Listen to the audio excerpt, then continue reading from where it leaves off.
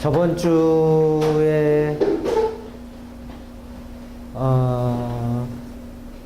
저번 주에 오셨던 분이 손 한번 들어보실래요? 저번 주에. 아, 예. 두 분이시구나.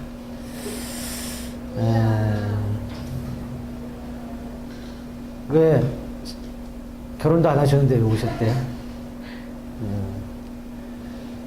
예. 그 자녀 교육에 대해서 부모 심리학이 주제가 되겠습니다. 자녀를 키우는 게 워낙 방대하다 보니까 어떻게 뭘 얘기를 할지 상당히 힘들어요. 이렇게 주제별로 하면은 한 10번도 더 해야지 될 것 같은데. 그래서 저는 강론이 아니라 총론식으로 부모가 어떻게 해야지만 아이를 잘 키울 수 있는지를 이제 총론식으로 말씀을 드리겠습니다. 먼저 질문을 하나 드릴게요. 나는 내가 태어난 걸 왜 부모가 나를 태어나게 했는지 난 정말 후회된다 하시는 거예요. 나를 태어나게 해둬서 난 정말 후회가 된다. 그러지는 않으시네요. 시집을 가실 마음이 있으세요? 그러니까 오셨겠죠? 예.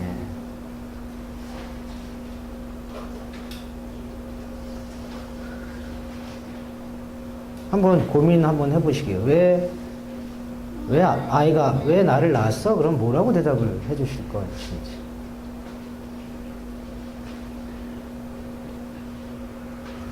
그냥 선생님들 그렇게 물어보면 뭐라고 대답을 해주실 거예요? 선생님들도 혹시 내가 나중에 애를 낳는다면 우리 아이를 아니면 남편을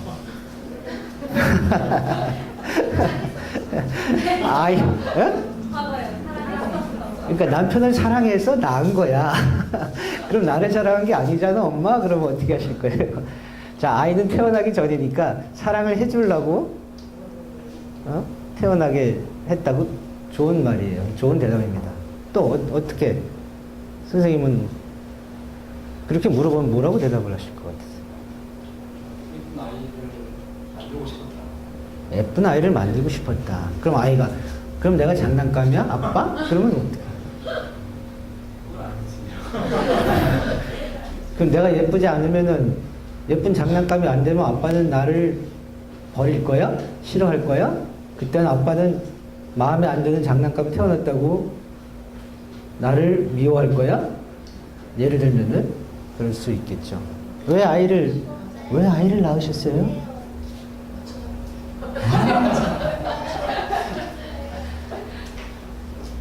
일단 그 질문을, 그러니까 아이가 나한테 질문을 했을 때 내가 어떤 대답을 할지가 사실은 큰 컨셉이죠. 내가 아이를 보는 커다란 컨셉인데, 내가 기독교의 종교가 있다고 하면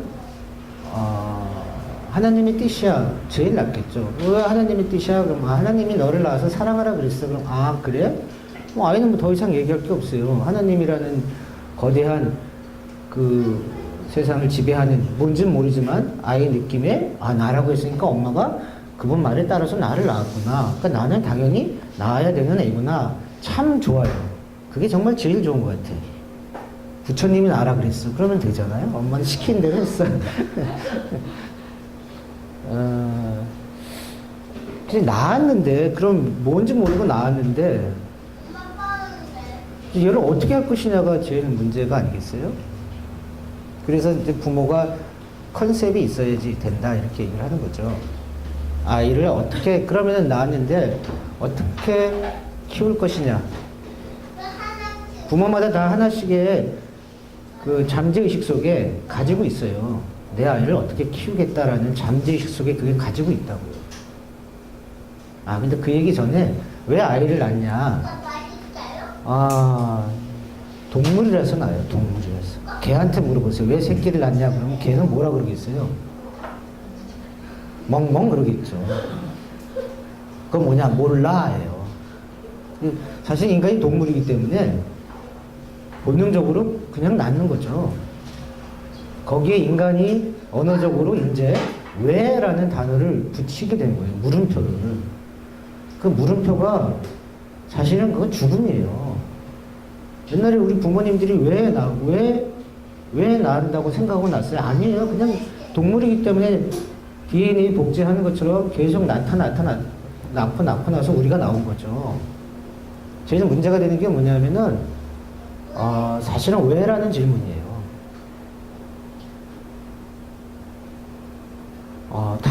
답이 없는 질문이거든요. 문제가 뭐냐면, 옛날에는 애를 낳는 게 선택의 문제가 아니었었어요.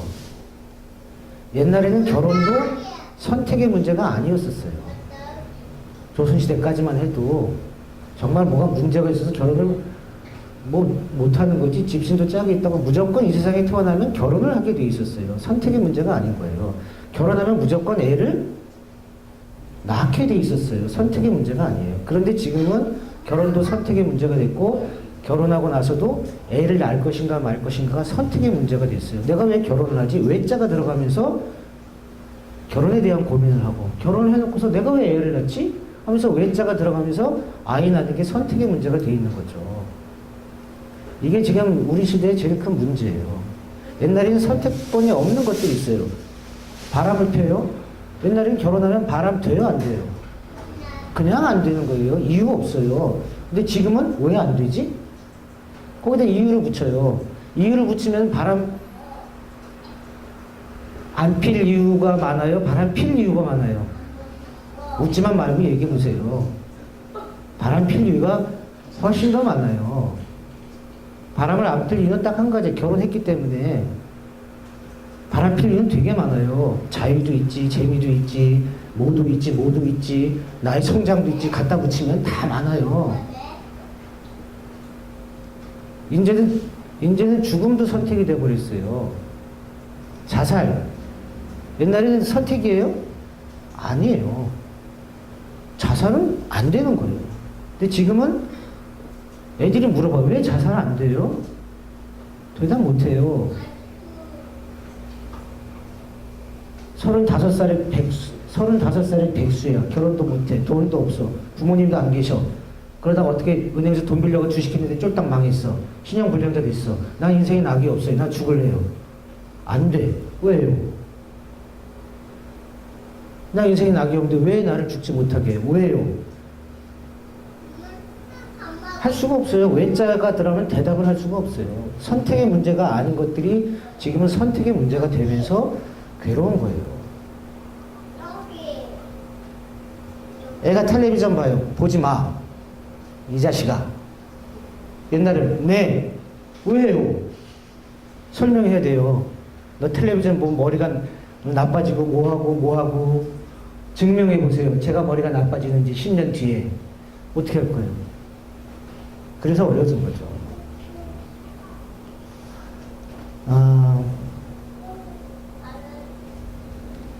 일단은 제일 중요한 건 컨셉이에요. 컨셉. 내가 아이를 어떻게 키우려고 하는지. 잠재의식 속에 숨어있는 게 있어요.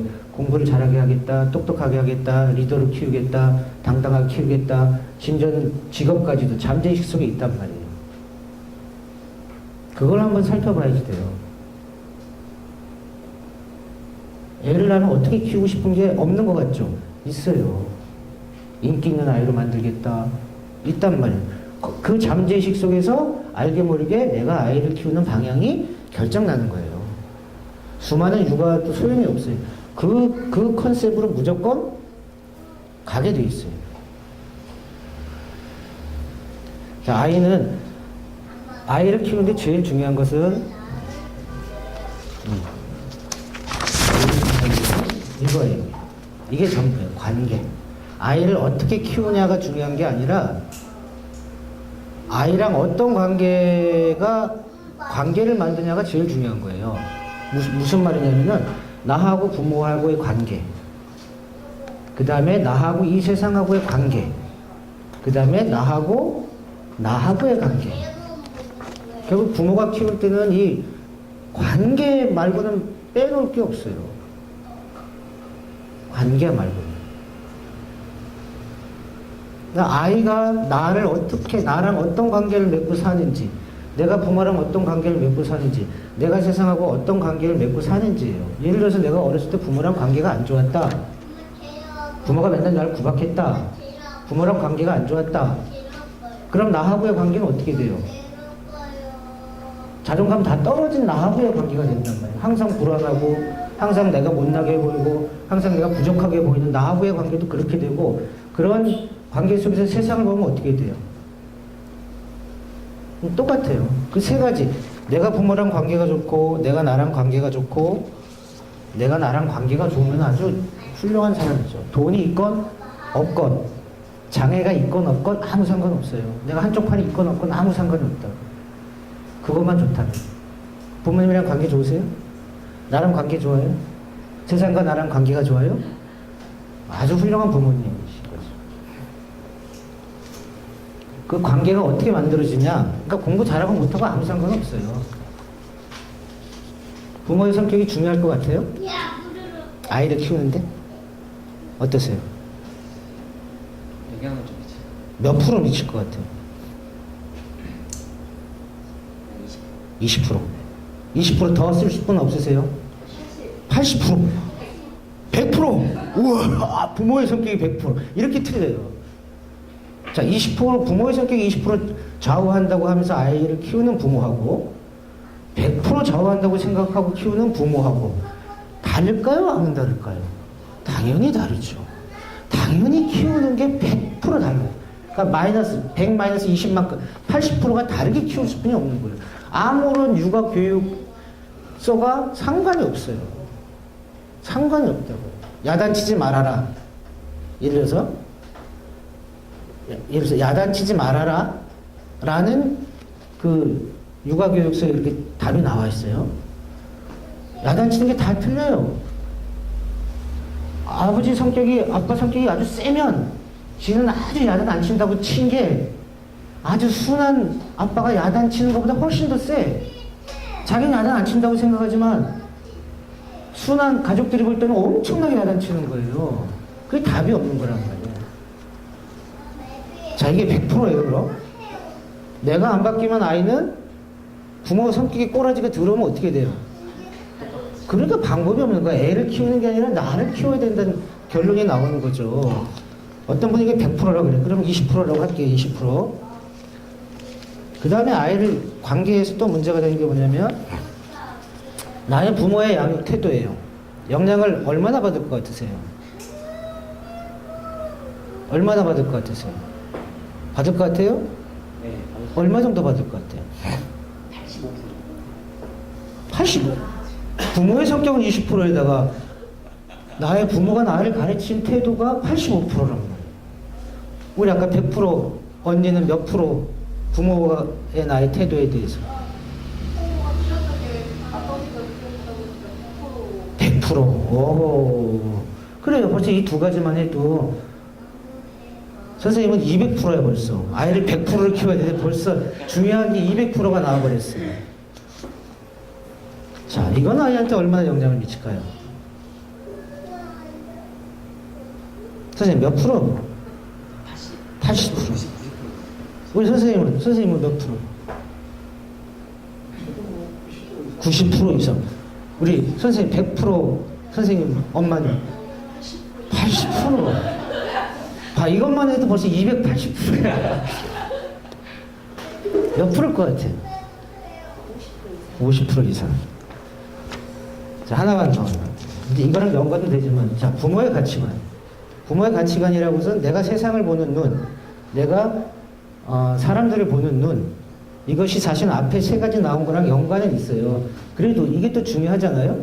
나는 아이를 자유롭게 그냥 하고 싶은 대로 공부는 둘째치 그렇게 하겠다 하는 부모가 있고, 어떤 부모는 나는 그래도 이 세상에서 어떤 역할을 하고 능력을 받고 인정을 받는 아이를 키우겠다. 엄청나죠. 그 부모 틀리지 않겠어요? 이거 몇 프로가 될 것 같아요? 아이한테 영향을 미치는데. 75%. 참 머릿속이 복잡하네요. 몇 프로?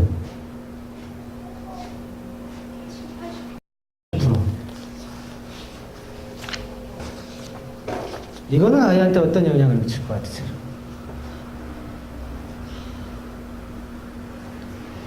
몇 프로?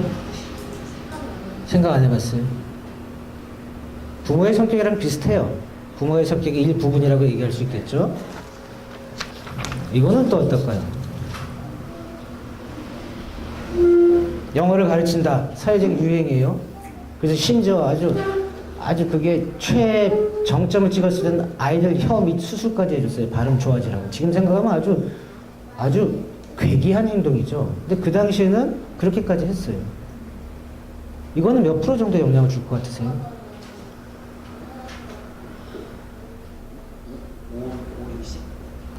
이건 몇 프로 정도 영향을 줄 것 같으세요? 제가 저를 따라가지 말자 해서 제 자녀를 키울 때는 한 10% 정도 나오는 거예요. 그러니까 부모의 가치관과 사회적인 유행이. 자, 대안학교 가는 건 기존의 사회 질서를 반대하는 그런 자유로운 교육을 시키고자 하는 대안의 운동이에요. 옛날에는 아주 미미했지만 지금은 그것이 사회적인 유행이 되고 있어요. 어떤 흐름처럼 되고 있단 말이에요. 그것이 나의 가치관이랑 맞을 때 이 흐름을 따라가는 거죠.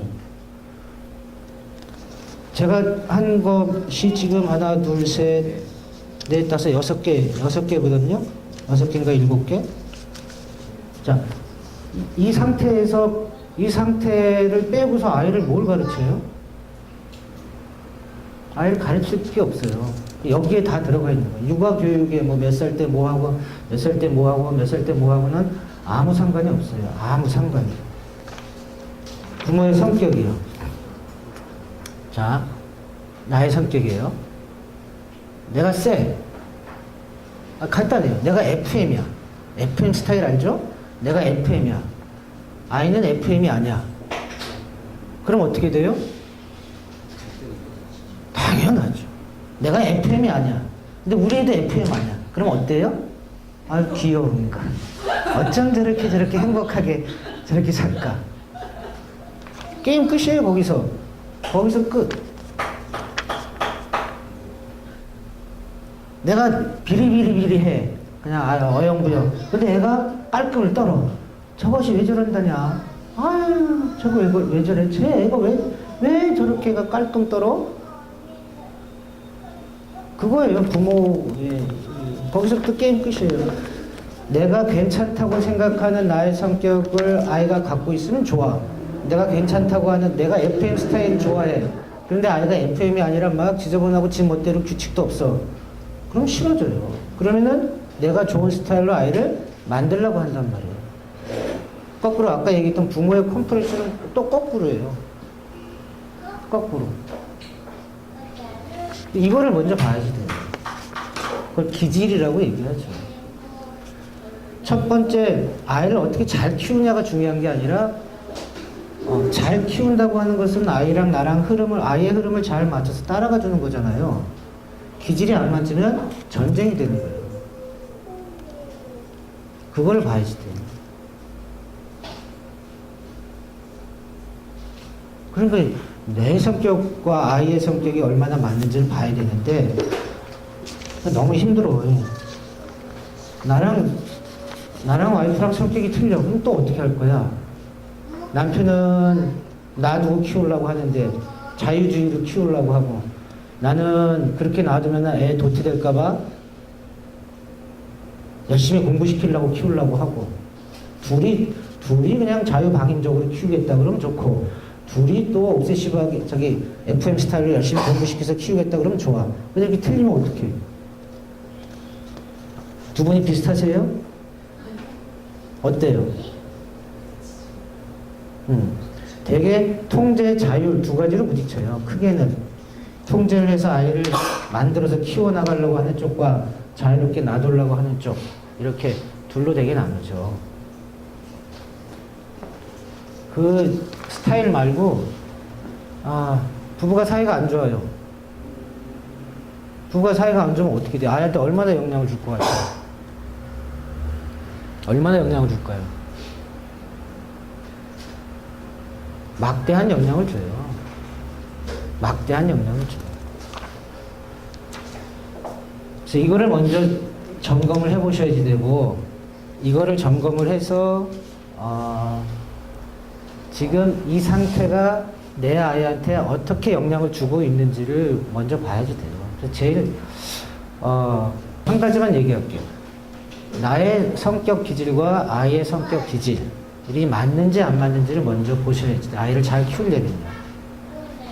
나랑 잘 맞는 것 같다 그럼 무조건 다행이에요. 거기에 흔들릴 필요 없어요. 내가 너무 애를 방임하게 놔두나? 잡으려고 하면은 안 돼요. 왜? 내가 잡는 사람이 아니기 때문에 잠깐 잡았다. 나 이러면 안 돼. 책 봤더니 애를 너무 이러면 안 되는데 하고 잡잖아요? 계속 1년, 2년, 3년, 4년 잡을 수 있을 것 같아요? 반짝하고 사라져버려요. 반짝하고 사라져도 괜찮아요. 내 스타일대로뿐이 못 키워요. 아이는 내 스타일대로. 아이랑 지금 전쟁을 치르고 있다. 그러면은 돌아봐야지 돼요. 아이는 죄 없어요. 아이는 나랑 스타일이 안 맞는 걸 가지고 붙들고 싸우려고 하니까 전쟁이 일어나는 거니까 먼저 그걸 봐야지 돼. 아이를 잘 키우는 게 아니라 아이를 가만 놔두면 중간에 가는 애를 망가뜨리지 않는 게 우선이란 말이에요. 기질이 안 맞다고 해서 그 기질을 바꾸려고 하는 싸움은 안 되는 거란 얘기죠. 이것도 말씀드릴게요. 부모의 양육 방식이에요. 부모가 나를 이렇게 키웠어요. 그래서 그게 마음에 들어요. 그러면 그대로 키우려고 해요. 부모가 나를 이렇게 키우려고 했는데 나는 그걸 안 따랐어요. 그래서 요 모양 요 꼴이 됐어요. 그럼 부모가 나한테 키웠던 거, 내가 못했던 걸 아이한테 또 하게끔 또 애써요. 부모가 나한테 이렇게 했는데 나는 너무 그게 싫었어요. 그러면 무조건 아이한테 반대로 해요. 그게 벌써 50%예요.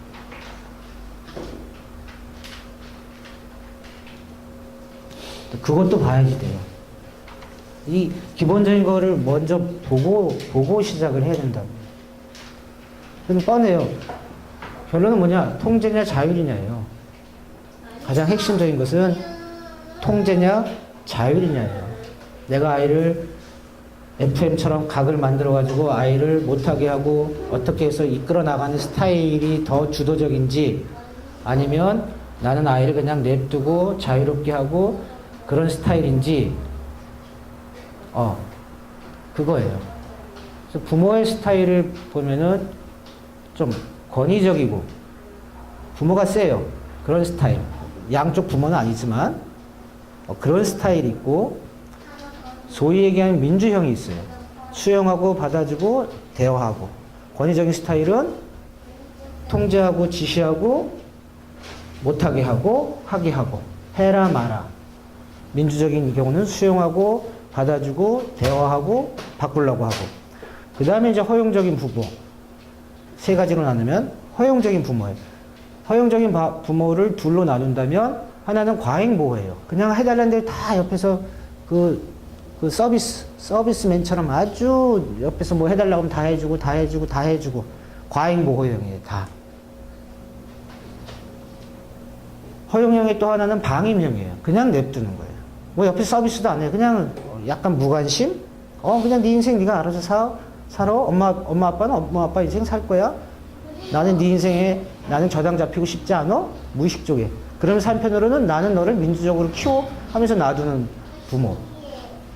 허용형도 두 가지가 있죠. 그 중에 내가 어떤 스타일인지 봐야지 돼요. 그리고 그거는 내가 선택하는 게 아니에요. 나의 기질이기 때문에 내가 카리스마 있고 힘센 사람이 나 민주형 부모 될래 하고 민주형으로 돼요? 안 돼요. 민주형 부모가 나는 너무 좀 약한 것 같아. 좀 위험 있고 권위 있는 부모가 될래? 아빠가 될래? 하고 권위 있는 아빠가 돼요? 안 돼요. 물러 터져가지고 안 돼요. 내가 방임형으로 막 자유롭게 살아왔는데 반항해서 방임형이 아니라 방임형으로 살아왔는데 아이를 FM으로 키울 수 있어요? 못 키워요. 그러니까 내 스타일을 어떤 스타일인지 보셔야 된다고. 어떤 스타일이신 것 같아요? 수용하고 다시 붙여지고 하는 민주주의. 예. 그런 스타일. 와이프는 뭐라고 해요? 사모님. 따라오는 스타일. 네. 사모님이 나의 배우자한테 물어봐야지 돼요. 나의 배우자한테. 나는 민주적이라고 했는데 나 맞아? 그러면 맞아. 그럼 맞는 거고. 그렇게 생각해? 이러면 이제 나는 방위명인데 나는 민주형이라고 얘기하는데 전혀 아닌 수도 있단 말이에요. 이것을 봐야지 되고, 그 다음에 먼저 이걸 보셔야 되고, 그 다음에 부부가 나랑 컨셉이 비슷한지를 보셔야지 되고, 부부가 컨셉이 틀릴 때 이런 얘기를 많이 해요. 그럼 부부는 방위명으로 하려고 하고 누구는 통제형으로 하려고 하는데 어떻게 하냐? 이랬을 때 그게 부부관계가 나오는 거예요. 부부가 사이가 좋으면 서로 얘기를 하거든요. 그럼 들어준단 말이에요. 그래, 내가 너무 그런가 보다 하고 이렇게 서로 시소처럼 조금씩 양보를 한단 말이에요. 근데 그 부부간에 그런 대화가 안 되고 너무 한쪽으로 힘의 질서가 한쪽으로 가버리면 싸움만 난단 말이에요. 내가 옳다고 생각을 하거든요. 자율적으로 키우는 게 옳다고 생각을 하고, 나의 배우자는 그렇게 하면 안 된다고 생각을 한단 말이에요. 둘이 의사소통이 안 돼요. 그럼 싸움질 나다가 나중에 둘 중에 하나는 완전히 포기해버린단 말이에요. 손을 놔버린단 말이에요. 그럼 그 불만이 있겠어요, 없겠어요? 당연히 있죠. 그게 아이한테 영향이 갈까요, 안 갈까요? 당연히 갔죠. 거기서부터 달라져요. 부부가 스타일이 틀리지만 서로 대화를 해서 조금씩 양보해서 이렇게 간다고 하면 문제 안 돼요, 사실은. 저는 아이들 공부시키는 거 정말 싫어했어요. 저희 부모님은 저한테 공부하는 얘기를 한 번도 한 기억이 없어요. 나는 아이한테 당연히 그게 좋았거든요. 나는 자율적으로 내가 알아서 했던 것 같아. 벼락치기에 정말 소질이 있었어요. 그래서 아버지가 반에서 3등에, 중학교 올라가가지고 반에서 3등 했다고 성적표를 갖고 왔더니 아버지가 하는 말씀이 뭐라고 했더라? 얘는 다 헛거야 이러더라고. 나한테 칭찬 안 해주고. 그게 뭐냐면 공부 하나도 안 하고 빈둥빈둥 노는데 성적이 잘 나온 거예요. 벼락치기에 정말 도사였던 것 같아요. 공부하라는 얘기를 안 들었어요. 그러니까 나는 당연히 애한테 공부하라는 얘기를 안 해요. 알아서 잘 하려니까 몸에 배있단 말이에요. 우리 와이프는 아버님이 교장 선생님이세요. 그래서 어렸을 때부터 알게 모르게 공부하는 습관이 어렸을 때부터 길들여져 있었어요. 그리고 책상에 앉아서 공부하라고 이제 습관도 들렸고. 그러니까 우리 와이프는 당연히 애를 공부를 중심으로 애를 키웠어요. 초등학교 들어가면서부터 학원을 보내면서 저랑 맨날 전쟁을 치렀어요. 냅둬라. 안 된다. 냅둬라. 정말 이러다가 이혼하겠다는 생각이 들 정도로 그렇게 싸우다가 안 되겠다 싶어서 제가 아예 입을 다물었죠. 남편의 무관심이 아이의 시아버지의 재력, 엄마의 정보력, 남편의 무관심. 그래서 딱 무관심을 했어요. 초등학교 때 시키더라고요. 근데 애가 잘 따라하다가 중학교 1학년 올라갔는데 갑자기 학원이 한 서너 개가 더 늘어버렸어요. 중학교 올라가자마자 11시에 와가지고 애가 코피를 흘리는 거야. 그래서 제가 악을 썼죠. 애를 잡으려고 완전히 너 미쳤냐? 막 정말 아주 그냥 감정이 폭발해가지고 미쳤냐? 놀래가지고 와이프가 당신이 알아서 해? 그러더라고요. 그래서 제가 학원을 찾아다녔어요. 처음에는 학원을 끊고 내가 가르친다 그랬어요. 내가. 가르치긴 해요. 한 달 하다가 말았죠. 그래서 결국엔 또 포기했죠. 와이프한테 다 정권을 넘겼어요. 그렇게 공부를 열심히, 학원을 열심히 시켜서 지금 삼수하고 있어요.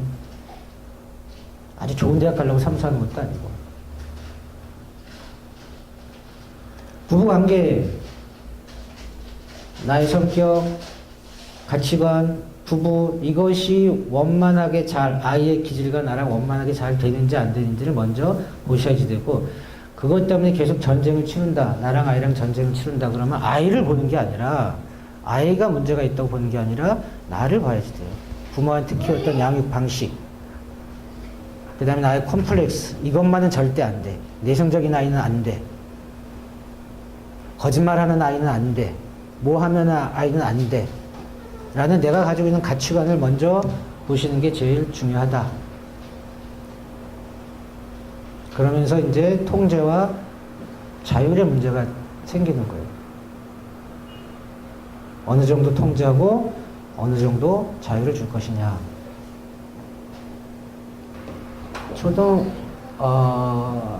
중학교 2학년 여자아이가 이런 질문을, 남자아이가 이런 질문을 해요. 엄마, 나 학교에 좋아하는 애 생겼는데 걔랑 걔 여자친구를 해가지고 사귀면 안 돼? 이렇게 물어봤어요. 된다 손 들어보세요. 중학교 2학년 여자애 딸이 아니 아들로 할게요. 된다. 네. 아들은 돼? 안 된다. 아들도 안 된다. 저 그럼 돼요. 딸. 중학교 2학년 딸이 중3 오빠가 동아리 같이 하는 오빠가 있는데 그 오빠는 날 좋아하는 것 같고 나도 오빠 좋아하는데 엄마 사귀면 안 될까? 된다. 하나 둘 셋. 안 된다. 대단한 용기입니다.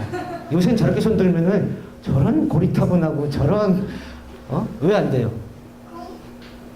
교회 오빠, 성당 오빠, 불당 오빠 다 안 돼. 교회 오빠도 안 돼? 교회 오빠도 못 믿어? 교회 오빠가 제일 나쁘다. 와. 자, 왜 저런 생각이 나왔냐? 저것이 바로 이제 가치관이고 나의 성격이고 부모의 양육 태도고 나의 경험이에요.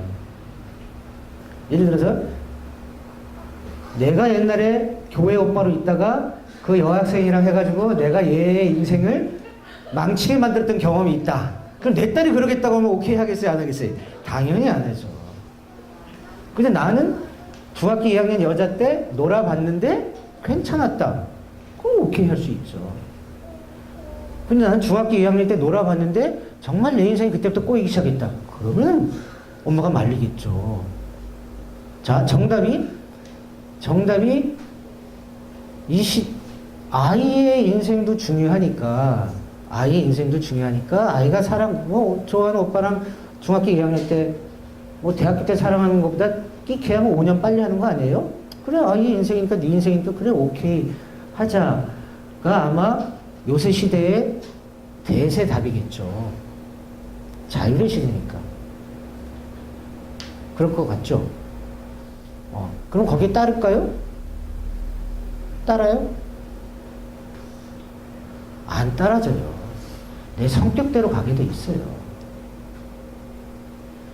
대세가 그렇다고 하더라도 내가 아니면 보세요. 쿨하게 그래 사귀어 잊어버리고 정말 편안하게 아무 불안 없이 부담 없이 너 어떠냐 오빠랑 잘 지내냐 이렇게 물어보면 아무 상관이 없죠. 대세기 때문에 오케이 해놓고서 맨날 노심초사 애 볼 때마다 노심초사 할 것 같아 안 할 것 같아요? 지 성격이 그게 오케이가 안 된 사람은 당연하죠.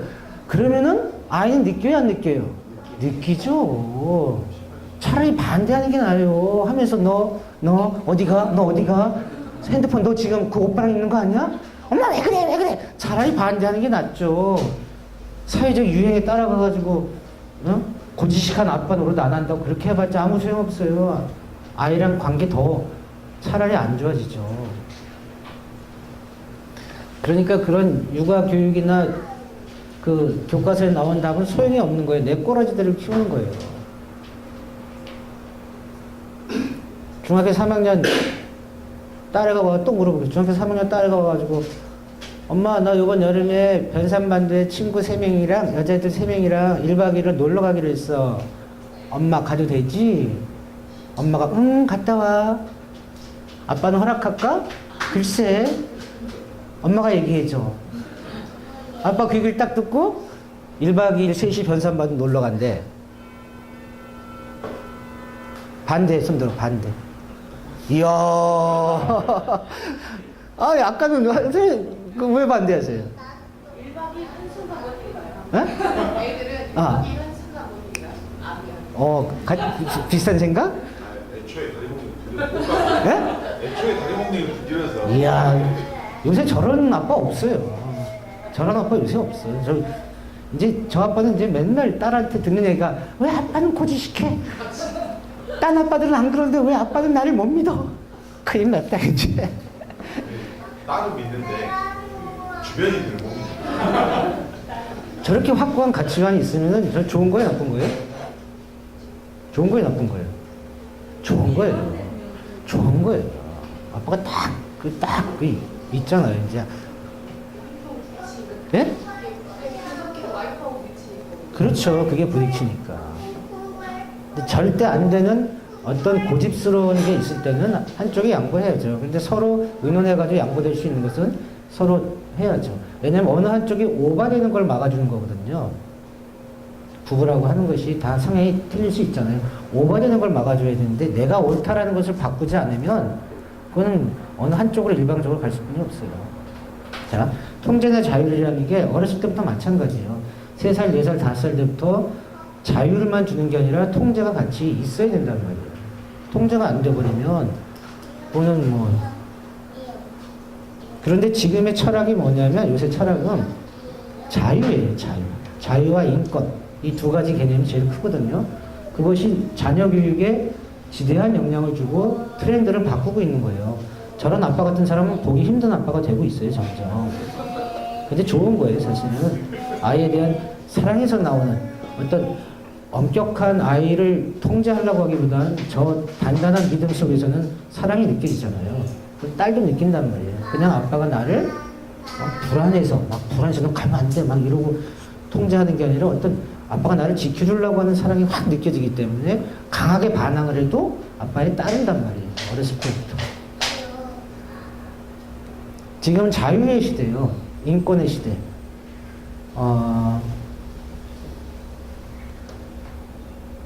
그래서 어떤 문제가 되냐면은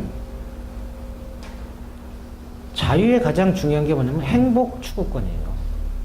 개인의 행복 추구권이 지금 이 시대의 가장 큰 화두예요.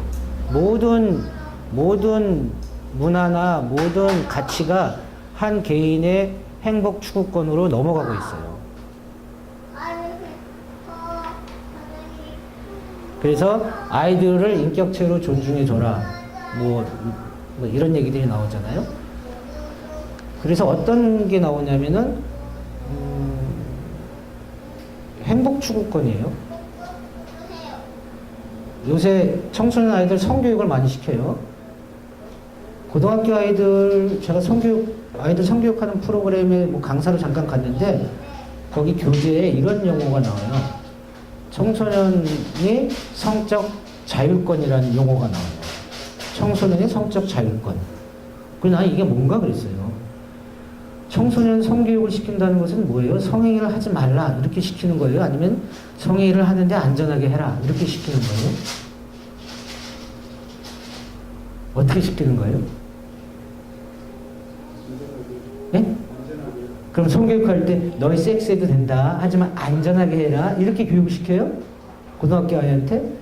우리는 헷갈리는 거예요. 청소년 아이들도 성적 자율권이 있다. 그래, 한 인격체로 보니까 웃기지 않아요? 왜 20살은 섹스가 좋아하는 남자랑 성관계가 되고 왜 18살은 성관계가 안 돼? 이유가 없잖아요. 고등학교 3학년 아들이 아빠 나 누구 좋아하는데 걔랑 자고 싶어. 안 돼. 왜 안 돼? 난 미성년자니까. 왜 미성년자는 안 돼?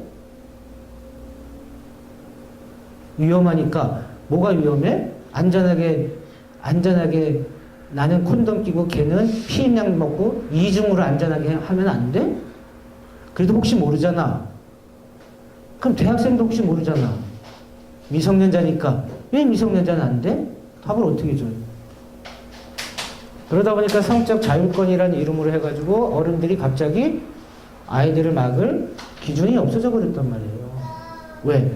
그 아이를 한 개인의 인격체, 한 인간의 행복을 추구할 권리를 우리가 인정해줘야 된다는 가치관이 바뀌어버리니까.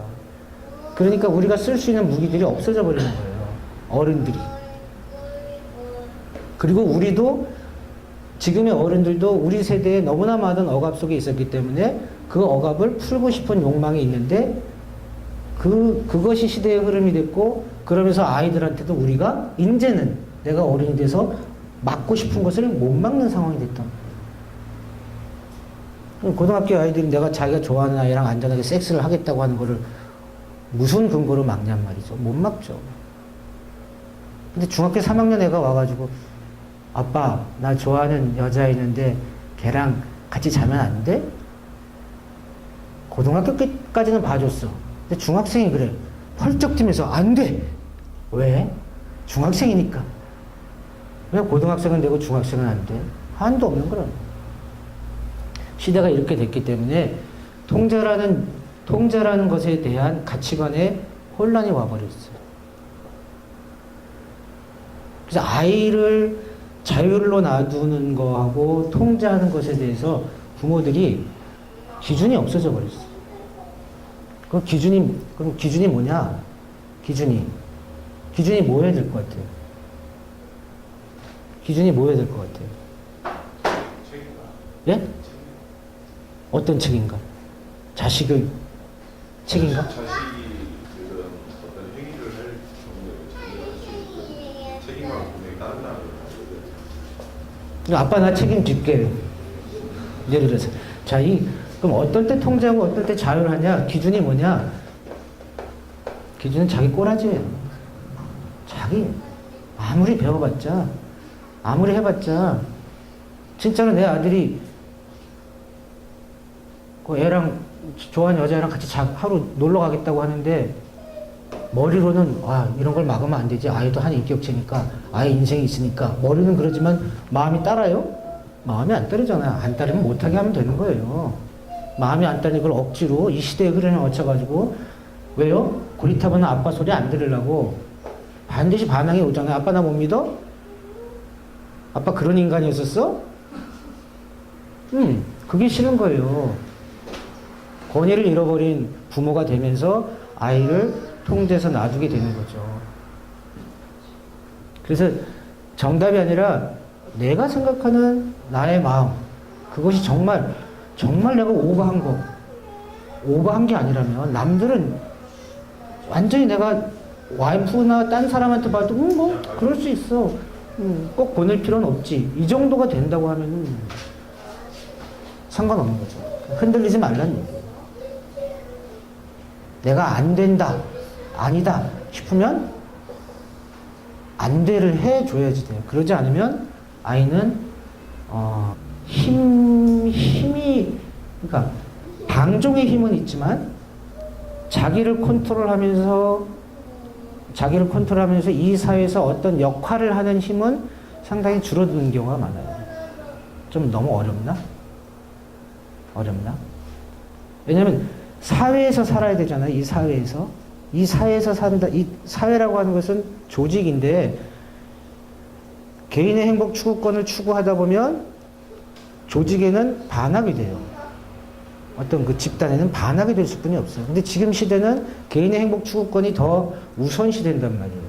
그래서 왜라는 질문을 던지게 되면 그 집단이나 조직이 100% 지게 돼 있어요. 100%. 그 시스템에 아버지라는 개인은 흘러갈 수뿐이 없는 거예요. 예를 들어서 그 강희석 분이라고 아세요? 서울대학교 고등학교 때 데모를 하네요. 걔 데모한 이유가 뭐냐면 뺑뺑이로 고등학교를 들어갔는데 그 학교가 기독교 학교예요. 일주일에 한 번 1시간씩 채플이라고 기도 시간이 있어요. 예배 드리는 시간이. 근데 얘가 그거를 반기를 든 거예요. 나는 기독교인이 아닌데 왜 내가 뺑뺑이 돌려가지고 이 학교에 왔는데 왜 내가 여기서 예배 시간에 들어가야 되냐? 나는 안 들어갈랜다. 법에서 누구 손을 들어줬어요? 강희석 군 손을 들어줬어요. 맞아요, 틀려요? 맞단 말이에요. 맞잖아요. 그럼 그 학교는 어떻게 돼? 예배 시간이 없어져야죠. 들을 사람만 들어야지. 그런데 그 기독교 학교 만들 때는 전도를 위해서 자기네들이 만들었는데 학교의 조직 가치가 없어져 버리는 거죠. 조직 자체가 문제가 되는 거예요. 군대 갔어. 나 군대 가기 싫어서 군대 갔어. 군대 인권 문제가 크잖아요. 가기 싫어서 군대 갔어. 사람을 죽이래. 나 안 죽일래. 그럼 누가 오라요? 개인이 옳죠. 군대 없어져야죠. 그게 우리의 딜레마고, 그런 어떤 시대의 개인의 중심이 우리한테 들어와 있단 말이에요. 근데 그런 방향으로 가는 건 좋아요. 그런데 그것이 내 아이한테 소위 부모로서의 권위가 아니라 부모로서 아이가 개인적인 행복 추구와 욕망을 따라가주는 패턴으로 가는지, 아니면 이 아이를 이 사회적인 조직 속에 어느 정도 일정 자기를 희생하면서 따라갈 수 있게 하는지에 대한 커다란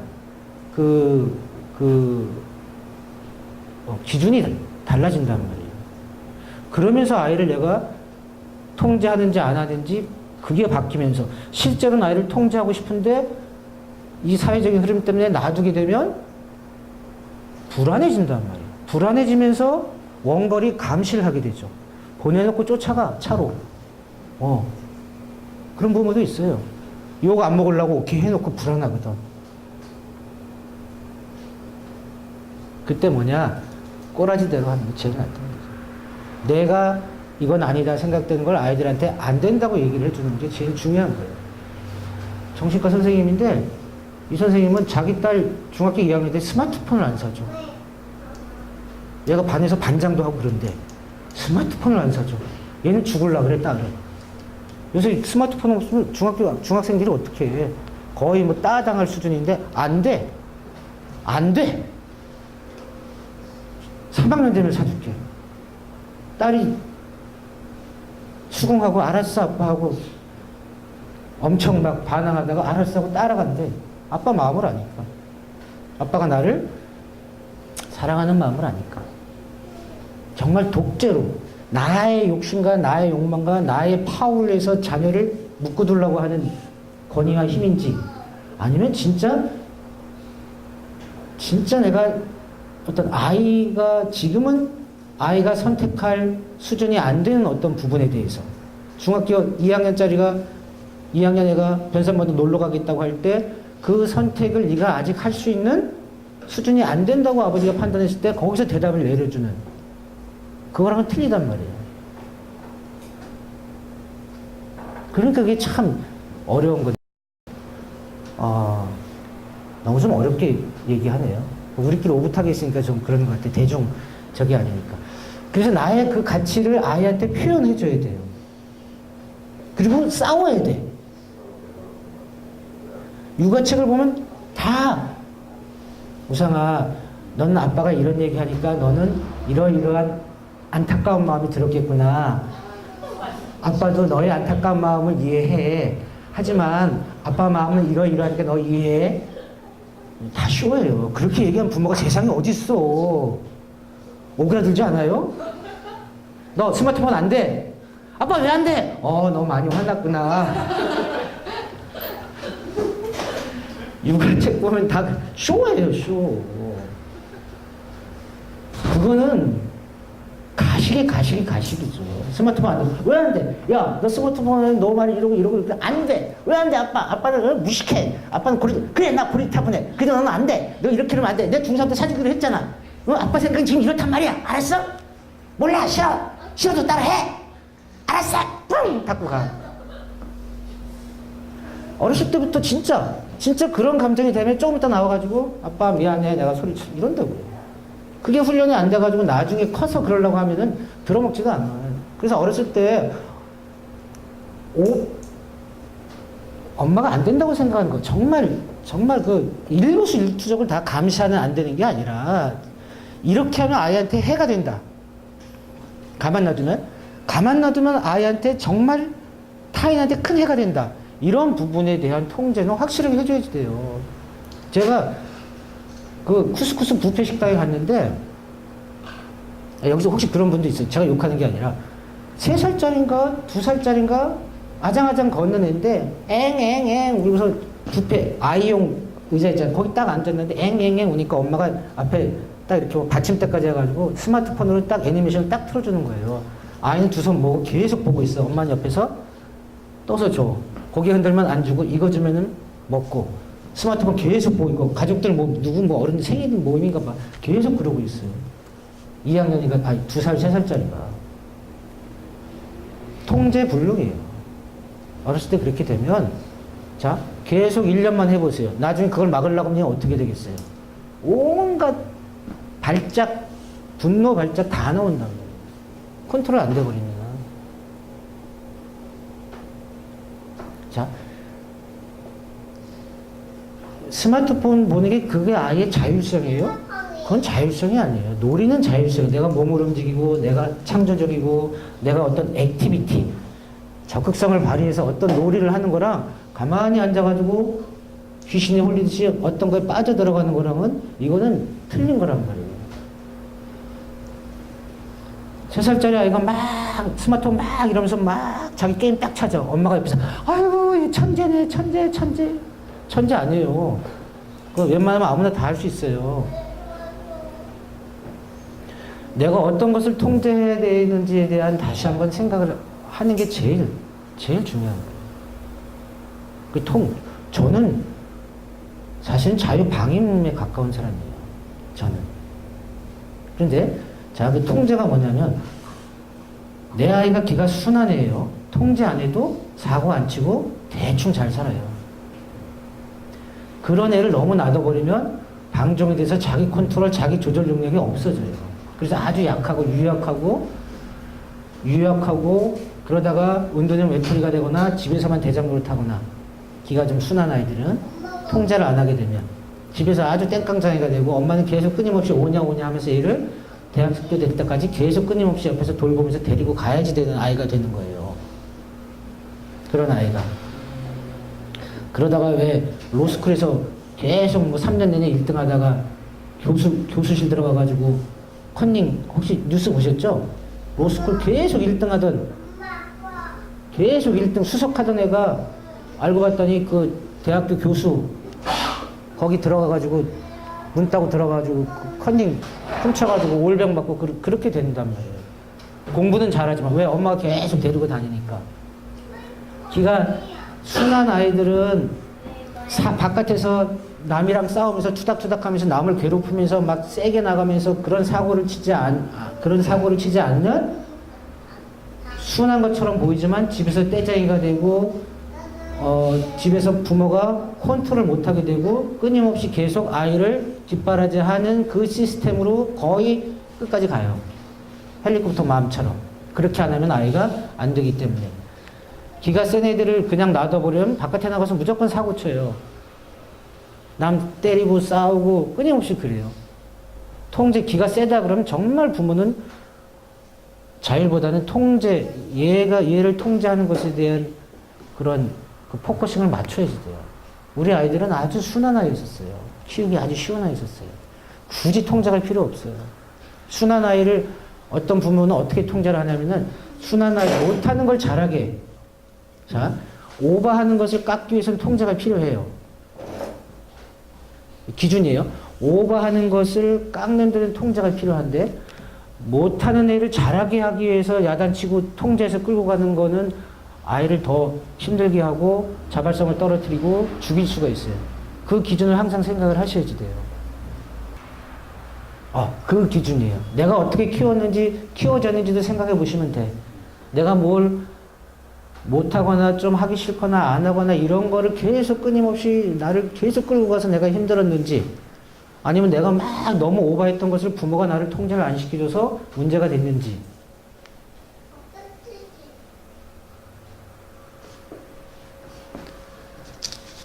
핵심은 자 요거를 얘기해 드릴게요. 제일 중요한 게 뭐냐면요.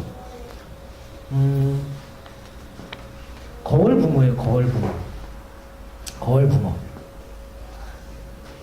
나하고 부모하고의 관계, 나하고의 관계, 나하고 세상하고의 관계가 다 어렸을 때 되게 크게는 초등학교 때까지 부모하고의 관계에서 다 형성이 되는 거예요. 부모는 거울이에요. 예를 들어서 자, 3가지 거울이 있어요. 좀 어려운 얘기인데 이거 동일성의 거울은 뭐냐면 부모가 하는 대로 따라하는 거예요. 부모가 나한테 야단을 치잖아요. 그러면 부모가 야단치는 힘, 야단치는 능력을 내가 배워서 학교에 가면 내가 애들을 야단쳐요. 기가 약한 애들도. 그러니까 이제 큰 애가 야단치면은 딴 애들 맨날 누르고 다니는 거고, 기 약한 애가 야단치다가 지가 된통 당하면 이제 어디 찌그러져 지내는 거고. 똑같이 해요. 지금 내가 사는 모습의 상당 부분이 부모가 살았던 모습이랑 거의 비슷하게 살아요. 부모 둘 중에 하나. 무조건 따라하게 돼 있어요. 부모가 배려하고 수용해주면 얘는 바깥에 나가서 배려하고 수용해줘요. 부모가 부드러운 말 쓰면 욕하지 마라 뭐 아무리 상관없어요. 애는 부드러운 말 써요. 그러다 친구들 만나서 욕은 하지만 다시 원래 부드러운 걸로 돌아와요. 부모가 맨날 욕하고 싸워요. 얘는 바깥에 맨날 욕하고 싸워요. 일시적으로 부드러워질 수 있지만 기본은 그거란 말이에요. 왜? 어렸을 때 맨날 보는 게 아이는 백지거든요. 실제로는 백지는 아니라고 하지만 백지 도화지에 어렸을 때 초기에 강하게 입력되는 것이 부모의 모습이 그대로 들어와서 나는 부모처럼 살아요. 내가 지금 자녀들한테 대하는 태도도 부모가 나한테 어렸을 때 대했던 태도가 거의 80% 90%에 그렇게 하든지 그렇게 안 하려고 애쓰든지 동일성의 거울이에요. 아이는 부모가 했던 그대로 하게 돼요. 세상의 거울이에요. 이건 뭐냐면 아이는 세상을 어렸을 때부터 초등학교 들어가기 전까지 초등학교 때까지 부모의 모습을 본단 말이에요. 부모의 모습이 세상인 거예요. 부모가 막 싸워. 그럼 얘는 딴 부모 보면 딴 부모는 다 싸우는 줄 알아요. 세상은 다 싸우는 걸 보여요. 부모가 막 엄격하게 해요. 그럼 세상은 다 엄격한 걸로 보는 거예요. 부모가 나한테 엄격하게 해서 내가 불안하다? 그럼 그대로 세상은 다 거울 속에 비치는 부모의 삶이 세상인 거예요. 어렸을 때부터 10년 동안, 태어나고 10년 동안 이 세상 속에서 내가 살았잖아요? 그 거울 세상 속에서 엄마의 거울, 엄마랑 아빠랑 사는 거울을 들여다보는 거란 말이에요. 그 거울을 들여다봐요. 그 다음에 얘가 쓱 그대로 나오면은 이 세상이 그대로 그렇게 보여요. 또 하나는 나의 거울이에요. 나의 거울. 이건 뭐냐면요. 부모가 나를 한심화하고 부모가 나를 보잖아요. 거울이에요. 거울에는 부모가 나를 한심화하고 보잖아요. 그러면은 내가 내 얼굴을 거울에 비치면 내가 한심이로 보여요. 한심이로. 그러니까 부모가 나를 봐준 그대로 내가 내 모습을 거울로 볼 때 부모가 본 그대로 내가 보이는 거예요. 부모가 나를 아이고 잘생겼다고 봐주면 내가 거울을 딱 보면 잘생기게 보이는 거예요. 부모가 아이고 이 못나나 하고 부모의 거울을 보고 있다가 내 거울을 보면 아이고 못났구나 이렇게 보이는 거예요. 그 부모가 이 세 가지면 끝이에요. 끝.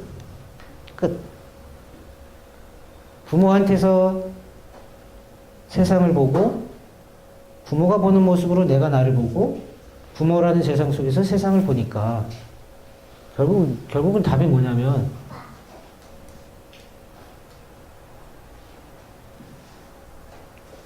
잘 살아야죠. 뭐. 그래서 부부가 잘 살고 서로 그러면은 무조건 중간은 가요. 듣는 대로 크는 게 아니라 보는 대로 크니까 말 아무리 해봤자 소용이 없어요. 이건 부모 교육이 아니라 아니야. 그러니까 애들을 어떻게 키울 것인가가 아니라 내가 어떻게 될 것인가, 내가 어떻게 할 것인가가 중요한 거죠.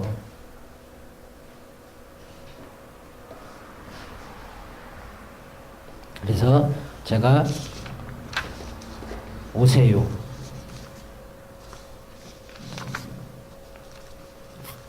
오세요를 알려드릴게요. 너무 좀 철학적으로 얘기했나?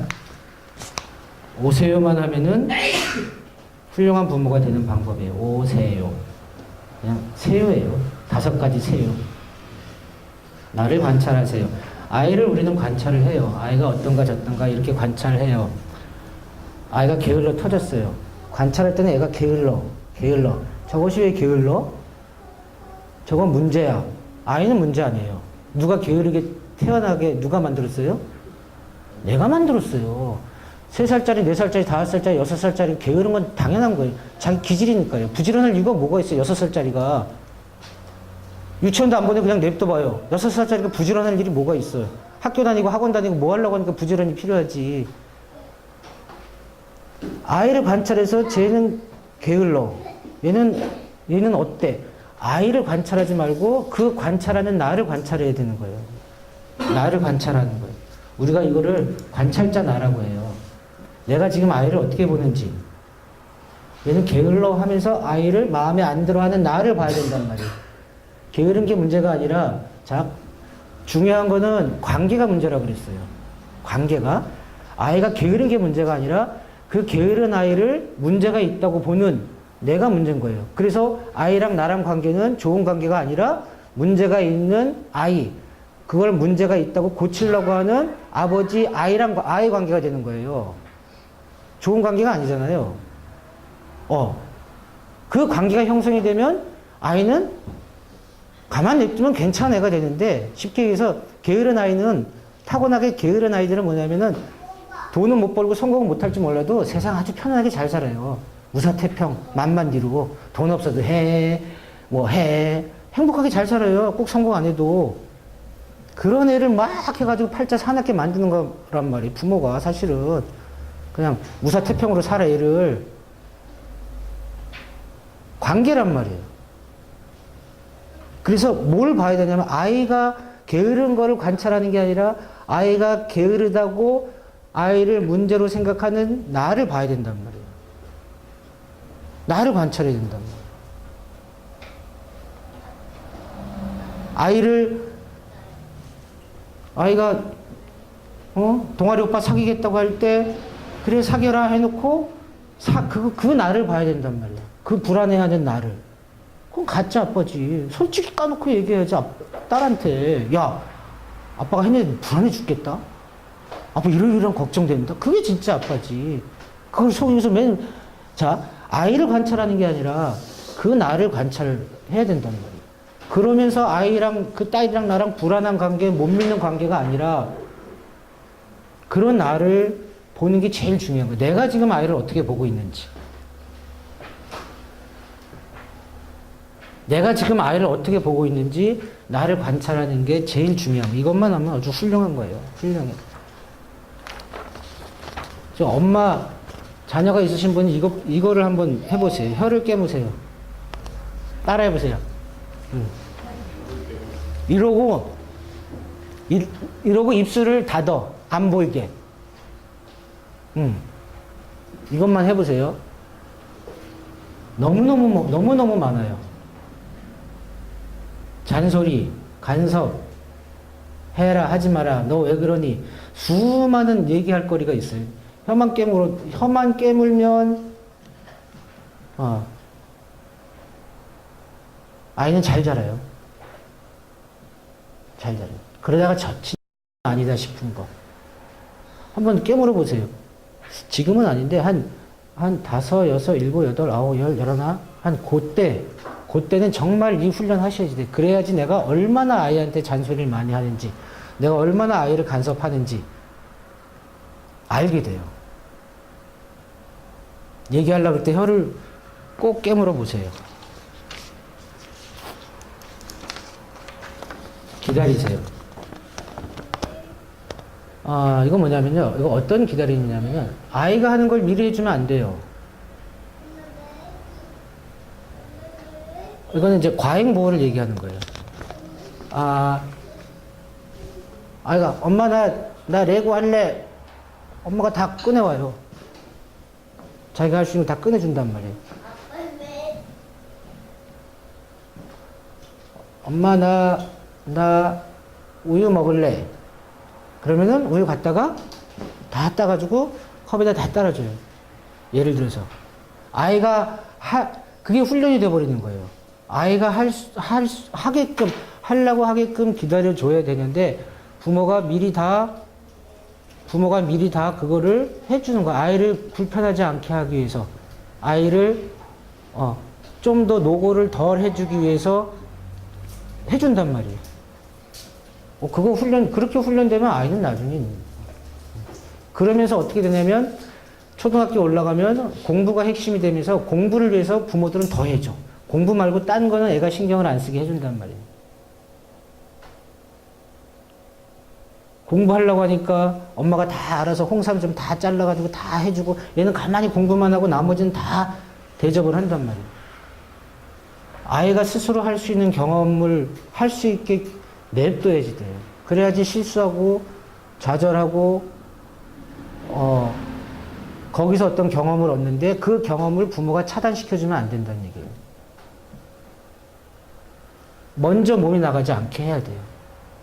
놀라고 할 때도 이렇게 놀면 좋은데 이거 하자 이러면 안 되는 거예요. 내가 생각할 땐 이렇게 노는 게 더 좋거든요. 야 우상아 요게 더 재밌겠다 이렇게 하면 안 되는 거예요. 그냥 기다려야 되는 거예요. 그러지 않으면 아이는 점점점 엄마한테 사랑은 많이 받고 애착관계는 형성될 수 있지만 자율성과 자기가 주도적으로 하는 기회를 자꾸 놓치면서 실패하고 재미없고 좌절하는 경험을 겪어봐야 되거든요. 기다려 주셔야 돼요. 몸이 움직이시면 안 돼. 혀도 마찬가지고. 맨날 얘기하는 게 미러링 해주세요. 미러링. 미러링이 최고입니다. 부모가 거울이잖아요. 거울 부모.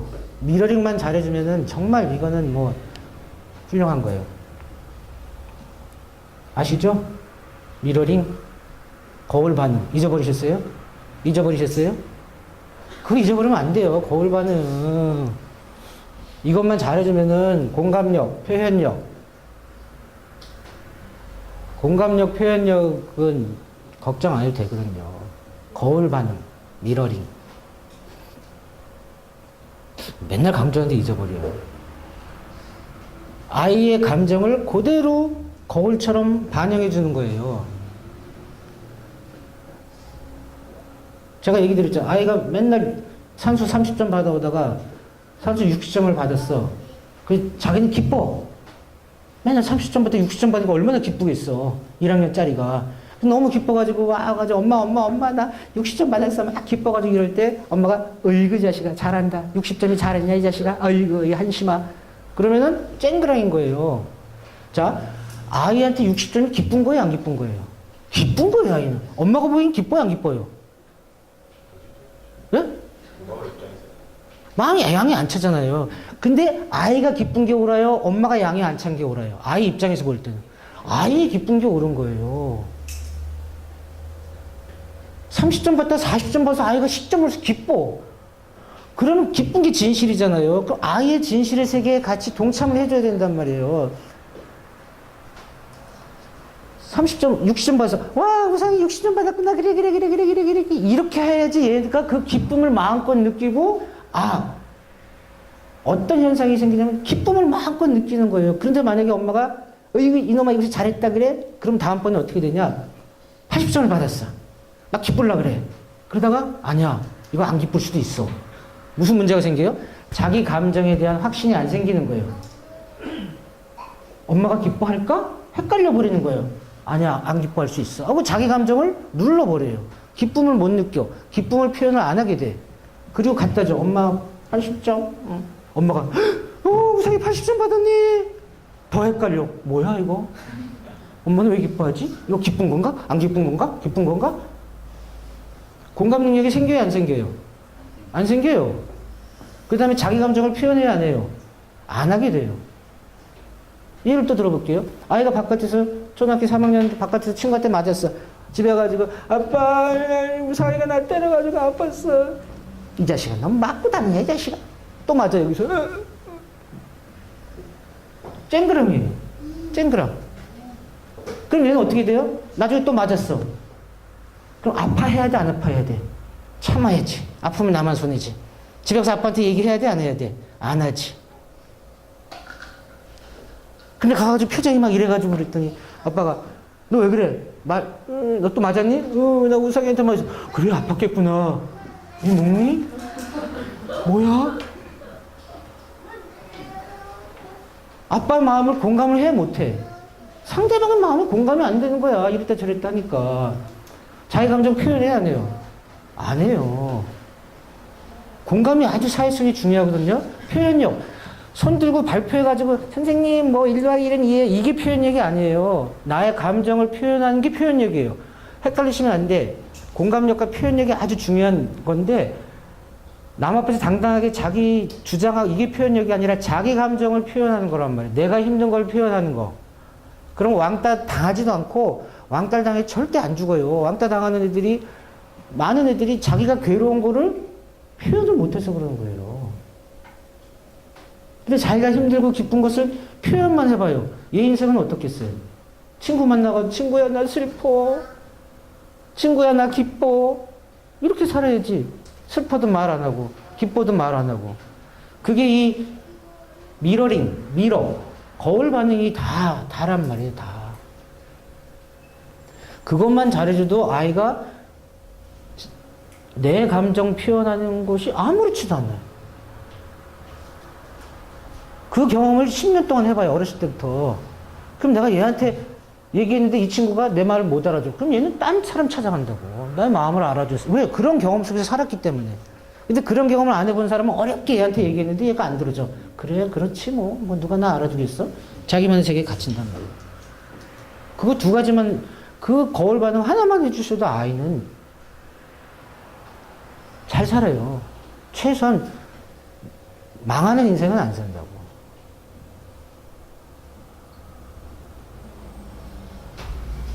친구도 마찬가지예요. 부부도 마찬가지고. 남편이 바깥에서 힘들어가지고, 아이고, 윤상 과장 그거, 맨날 내가 서류 좀 늦게 가고 왔다 또 구박하잖아. 짜증나. 와이프가. 그러니까 좀 일찍 갖다 주지, 서류를. 왜 맨날 늦어? 당신 맨날 늦더라. 가르치려고 해. 애 똑같이. 그러면, 더 짜증나죠? 쨍그랑. 그럼 회사에 있을 때는 와이프한테 얘기하겠어요? 안 하겠어요? 당연히 안 하죠. 받아줘야지. 똑같이. 정말 짜증나겠다. 짜증나겠다. 때려쳐. 그러면 남편, 뭘 그런 거 가지고 때려쳐. 내가 잘해야지. 이런 답이 나온단 말이에요. 꼬마아이가, 60점 잘했다. 우상아 잘했다. 엄마는 잘했지. 이제 앞으로 난 더 잘할게. 그럼 돼요. 잘했지 해놓고, 앞으로 더 잘해? 얘기할 필요 없어요. 혓게임이세요. 잘했지 해놓고 그 감정만 따라주면 돼. 거기에 토를 달아서 훈계시키고 교육시키지 마요.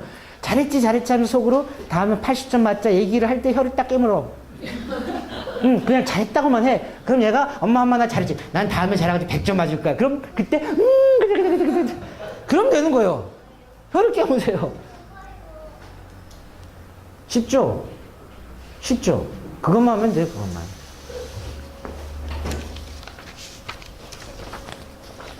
이게 어려워요. 아단치세. 이걸 안 하면 자기 조절력이 없어지고 더불어 사는 게 안 돼요.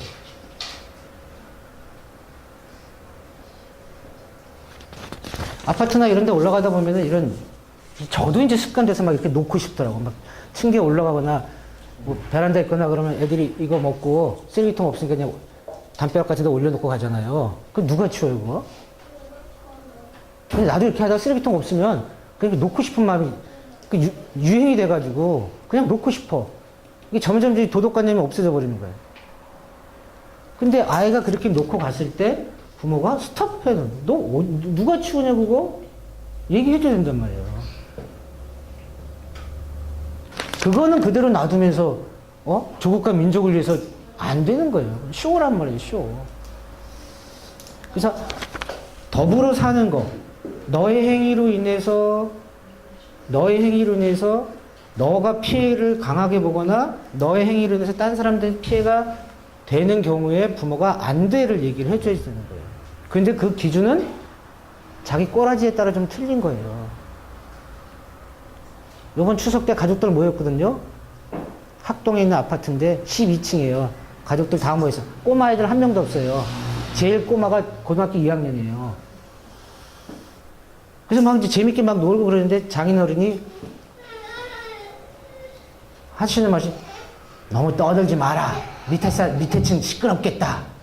추석날인데 뭐 이렇게 팡팡팡 뛰는 것도 아니고 그건 오바죠. 그건 오바예요. 그래도 좋아요. 자기 꼬라지대로 얘기하니까. 그런데 기준은 뭐냐면 내가 오바인지 아닌지, 아이를 통제하는 게 오바인지 아닌지 누구한테 물어보냐면 배우자한테 물어보세요. 그 배우자가 문제가 있다고 얘기하면 귀담아 들어주세요. 그래서 조금 낮추면 돼요. 내 성격, 내가 가지고 있는 기준을 조금 낮춰주면 돼요. 그러지 않으면은 그 친구들이랑 여자분들 같이 친구 만나서 수다 떨거나 그 남자도 같이 술 마실 때 가끔 그런 얘기 하세요. 내가 이게 오바가 아닌가 하면 그 얘기 한번 해보세요. 서로 고민이 나오고, 야, 그건 그 정도면 괜찮아. 나도 그래. 야, 그건 좀 그런다. 이런 거를 가지고서 그것이 오히려 더 정답이에요. 아, 내가 좀 그럴 수 있겠구나 해서 약간만 수위를 낮추는 거예요. 내가 너무 세면 약간 낮추고, 내가 너무 느슨하다고 생각되면, 아, 요거는 좀 올려야 되겠다. 그 정도 수준 말고는 절대 안 돼요. 내 성격 말고는 성격 아닌 스타일로는 절대 안 돼요. 그러다 보면 일관성만 없어져 버려요. 이랬다 저랬다 이랬다 저랬다. 그럼 아이는 말 더 안 들어요.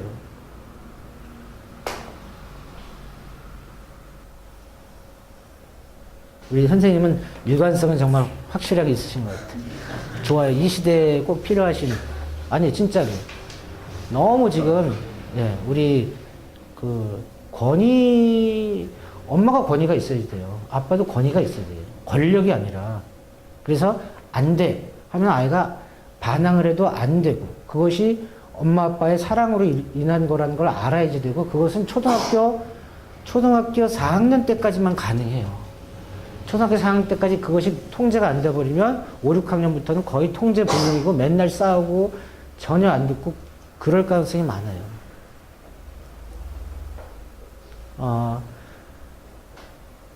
보통 한 5, 6살 때부터 조금씩 이제 통제가 들어가야지 되죠. 좀 아이에 맞춰가지고 안 되는 것들을 제한을 해주는 것이 필요해요. 초등학교 이후는 손을 못 대요. 손을 못 대. 이미 다 결정이 나서.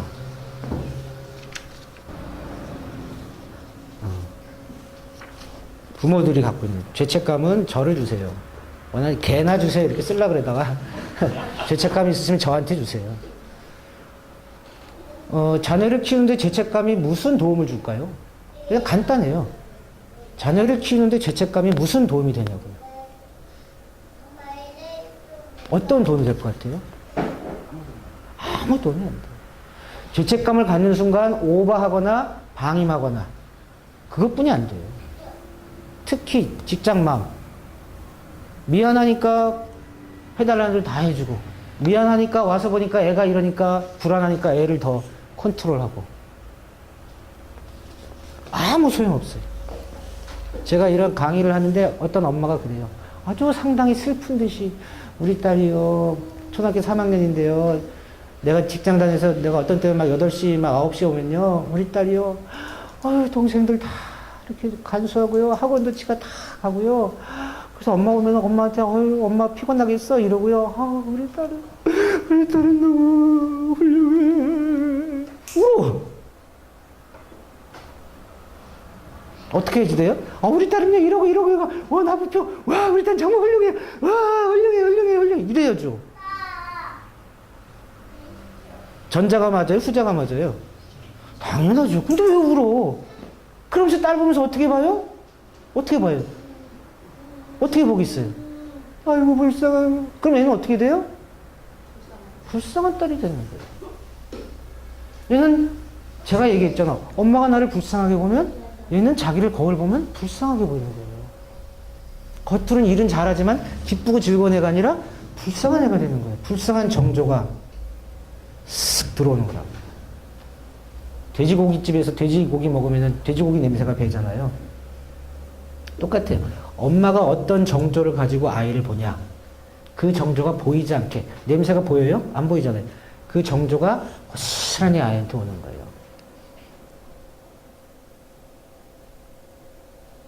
부부가 행복할 수도 있어요. 안 행복할 수도 있어요. 행복한 부부 별로 없어요. 50%도 안 되죠. 3분의 1? 3분의 1은 그냥 살고 뒤지고 볶는 부부가 더 많아요. 그런데 엄마가 남편이랑 싸우고서 자기가 짠하잖아. 고개를 딱 돌려가지고 애가 짠해 안 짠해? 애는 잘 놀고 있어. 아이고 짠한 거. 짠한 냄새를 다 어떻게 돼? 짠한 애가 되는 거예요. 얘는 뭔가 기뻐도 뭔가 자기는 짠해.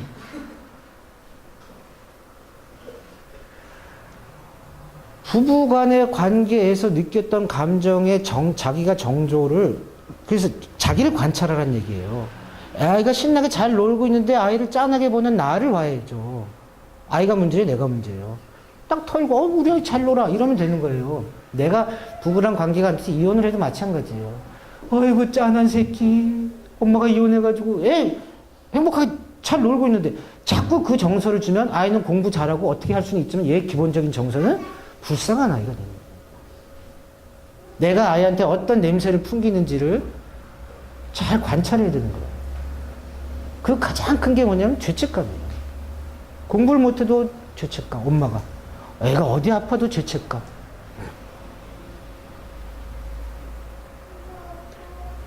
엄마가 아이한테 죄책감을 정조를 주면 아이는 엄마를 보면 어떤 느낌이 들까요? 죄책감을 느껴요. 엄마랑 딸이 죄책감으로 똘똘 뭉쳐진 모녀가 되는 거예요. 겉보기엔 다정하죠. 속은 죄책감 모녀예요. 서로 그 사슬에서 벗어나지 못합니다. 겉은 뭐 검사나 뭐 판사나 뭐 이러고 하고 있을지 모르지만 속은 엄마랑과의 그 죄책감의 연결에서 헤어나오지 못합니다. 결혼해가지고 가족관계가 좋겠어요? 판사라고 결혼하고 살고 있는데 예를 들어서 자기가 그 엄마 홀어머니 밑에서 키운 그 죄책감을 가지고서 미안한 엄마 데리고 있으면서 며느리랑 와서 사는데 그 시어머니랑 며느리랑 나랑 자식이랑 그 삼각관계가 행복할 것 같아요? 겉보기는 화려해 보이지만 아니란 말이에요. 죄책감 절 주세요. 주세요.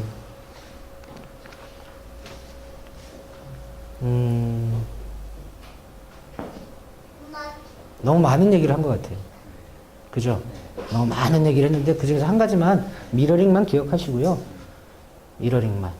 그리고 내 꼬라지대로 키우신다고 생각하시는데 내가 너무 오버한 게 있는지, 방임도 너무 오버한 건지, 통제도 너무 오버한 건지만 보고서 그거를 줄일 수 있는 폭은 10%도 안 돼요. 나의 태도를 바꿀 수는 없어요. 그 10%, 5% 내에서 그것을 바꾸려고 하는 이유는 그걸 나를 관찰할 수 있어야죠. 바꿀 이유는 아이가 자존감을 가지고 자율성을 가지고 자기 조절력을 가지고 이 사회에 더불어 잘 살게 만들어주는 거예요. 우리가 아이를 왜 낳냐? 정말 아이가 이 세상이 힘들고 괴롭더라도 정말 살만한 것이라는 것을 느껴줘서 아이가 정말 내가 태어난 것을 기쁘다고 느끼게 해주는 것만 할 수 있다면 훌륭한 부모죠. 뭐. 이 세상이 정말 아름답고 이 세상에 와서 네가 정말 이 세상이 행복하다는 것을, 고통스럽고 괴로워도 행복하다는 것을 정말 느끼게 해주고 싶었다. 왜? 엄마가 그걸 느꼈으니까, 아빠가 그걸 느꼈으니까. 그런 부모라면 정말 훌륭한 부모죠.